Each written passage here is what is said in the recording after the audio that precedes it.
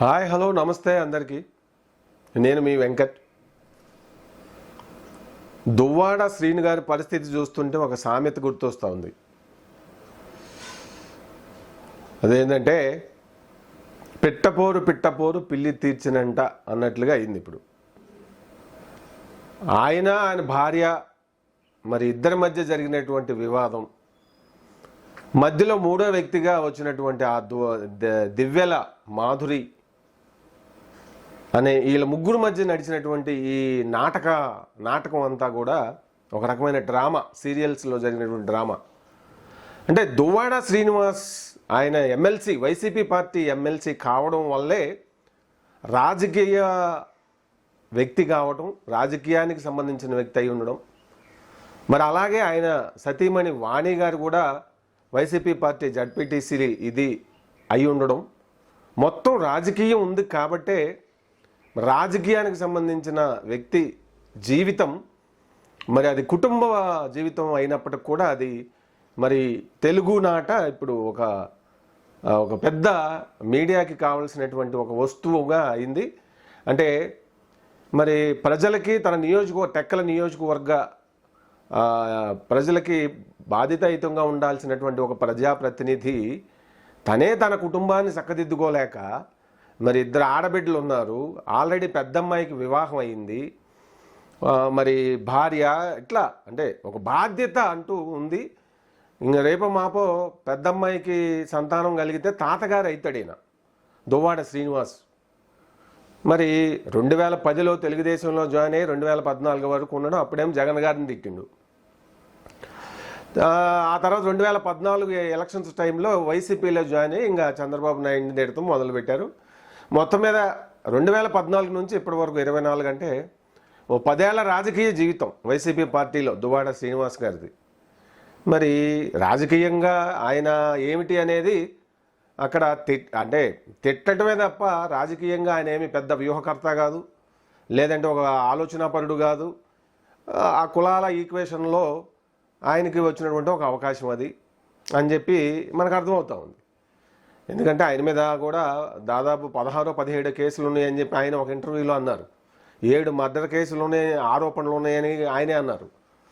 మరి ఆయన వేరే గత చాలా కాలం నుంచి కూడా వేరే ఆ మాధురి అనే ఆమెతో ఉండడంతో ఇప్పుడు ఏమైంది, చివరికి ఇది గత 2 వారాల నుంచి మీడియాలో ఈ మరి చిలికి గాలివానై ఇదవటం, చివరికి ఆ మాధురిని నేను వదిలిపెట్టను, నేను నా కుటుంబాన్ని, భార్యని, బిడ్డల్ని, ఇంటిని అన్నీ వదులుకుంటా తప్ప అని చెప్పడం, మరి సభ్య సమాజానికి ఆయన ఇచ్చిన సందేశాలు, అలాగే ఆయన గర్ల్ ఫ్రెండ్ అంటూ చెప్పిన ఆ మాధురి ఆమె చెప్పే మాటలు, అడల్టరీ అంటారు ఆమె, మా ఫ్రెండ్షిప్, మరి కష్టకాలంలో ఒకరికొకరు ఫ్రెండ్షిప్ హెల్ప్ చేసుకున్నామంటది, మరి బావ ఇష్టమైతే పెళ్లి చేసుకుంటానంటది.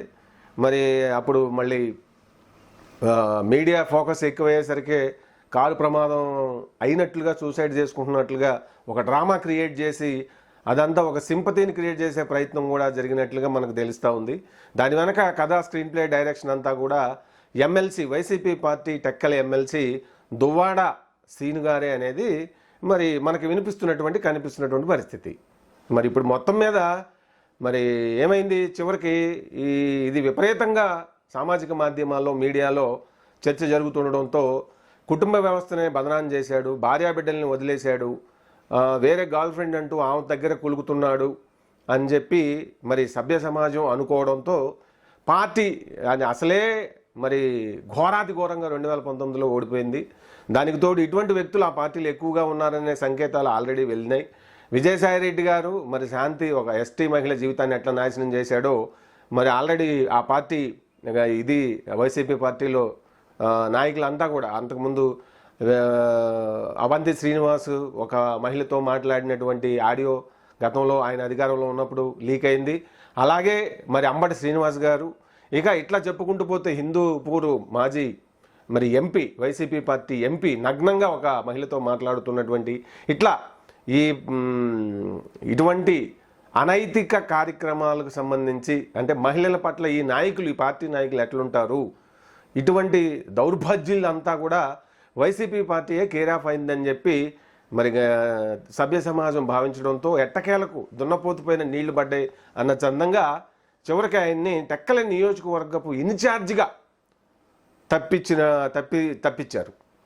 అంటే రాజకీయంగా ఇది ఒక పెద్ద దెబ్బ ఆయనకి. ఇప్పుడు ఆల్రెడీ కుటుంబ జీవితంలో ఆయన ఎంచుకున్న విధానం, భార్య బిడ్డలను వదిలేసి మీరు వెళ్ళిపోండి, నేను ఇంట్లో ఏమితో కలిసి ఉంటాను, భారతీయ వివాహాన్ని గౌరవించలేదు, న్యాయాల్ని చట్టాలని దేన్ని గౌరవించలేదు.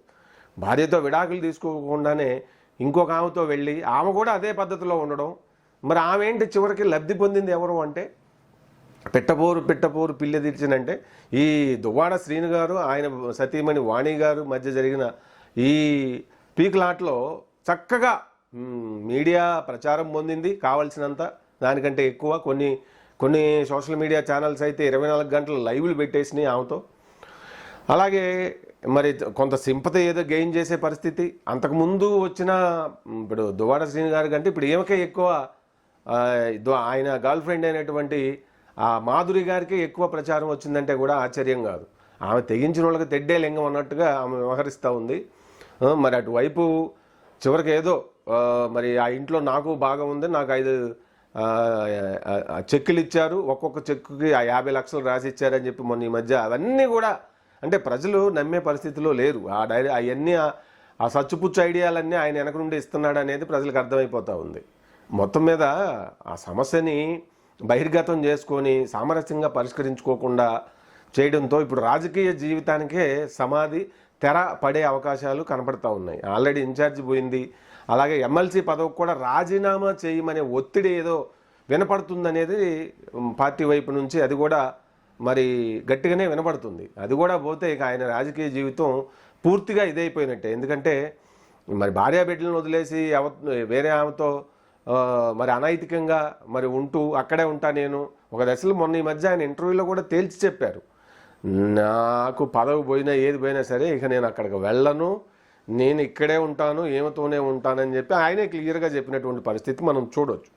సో మొత్తం మీద అయితే తాను చక్కదిద్దుకోలేని వాడు ఒక ప్రజాప్రతినిధిగా ఉండడం అనేది, ప్రజాప్రతినిధిగా ఉంటే ప్రజలకు ఒరిగేదేంటి? రాజకీయ నాయకుడు అంటే మరి కాస్త ప్రజలకు ఆదర్శవంతంగా ఉండాలి కదా.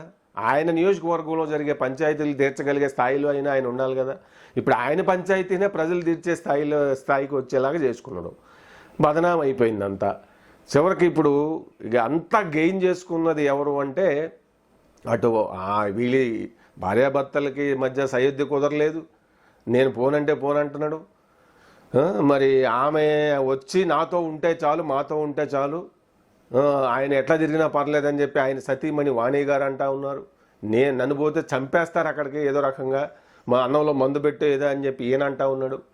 సో ఇదంతా ఓవరాల్గా ఒక బాధ్యత రాహిత్యపు ఇదంతా కూడా కనపడింది. ఆ దువ్వాడ శ్రీనివాస్ గారు ఆయన అంటే ప్రజాప్రతినిధి అయ్యుండి ఆయన చేసినటువంటి వ్యవహారం అంతా కూడా.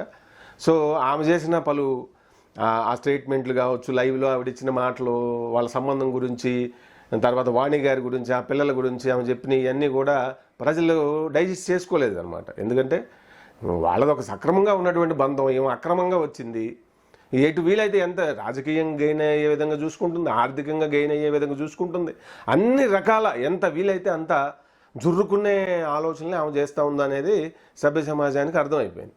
సో ఆ వేలో కుటుంబానికి అన్యాయం చేస్తున్నాడు, భార్యకి అన్యాయం చేస్తున్నాడు, బిడ్డలకు అన్యాయం చేస్తున్నాడు.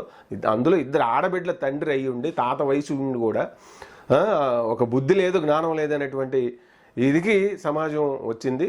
దాంతో పాపం ఇప్పటికి మొద్దు నిద్ర మరి ఉన్నటువంటి జగన్ గారికి ఇప్పటికీ కలిగినట్టుంది జ్ఞానోదయం.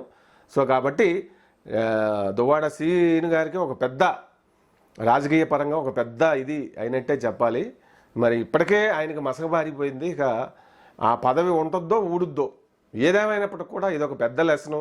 బాధ్యతాయుతమైనటువంటి ప్రజాప్రతినిధులుగా ఉన్నప్పుడు మరి వ్యక్తిగత జీవితం కొంత ఆదర్శవంతంగా ప్రజలకు ఉండేలాగా చూసుకోవాలనేది, చూసుకోకపోతే ఎటువంటి పరిణామాలు ఉంటాయి అనే దానికి దువ్వాడ శ్రీనివాస్ గారి సంఘటనే, ఆయన కుటుంబ సమస్యే ఒక పెద్ద ఉదాహరణ. సో మీరేమంటారు, మీరేమనుకుంటున్నారు? అది కింద వ్యాఖ్యానిస్తే బాగుంటుంది.